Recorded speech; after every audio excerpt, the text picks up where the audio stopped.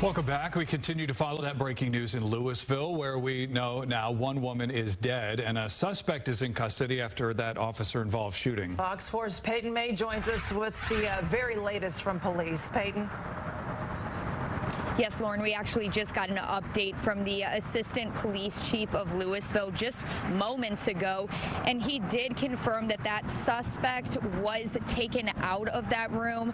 The suspect came out of the room and was taken into an ambulance. We actually had a crew on scene that watched that happen. We heard that ambulance go by just about 15 minutes ago. We also do know that there is a woman that was inside of that room. She is deceased, according to police. We don't have any information about how she died, what her relation to that male is. We do know, though, that that male is going to be treated at a hospital. Again, that all just happened within the last 5-10 minutes.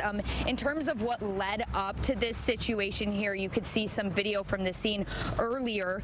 This happened behind what you could see as Building G at the Budget Suites. Police say they were shot at by a suspect, and there was an exchange of gunfire between police and that barricaded male. This turned into a standoff situation. Police say no officers were injured during that, but the suspect does have a gunshot wound. That's according to police.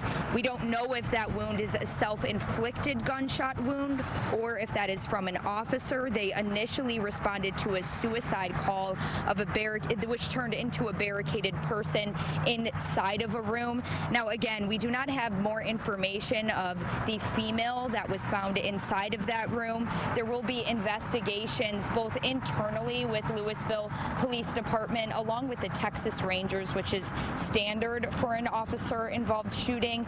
Again, we do not know yet if there will be charges filed in this situation as well, but there were drones, SWAT team, large police presence around this area.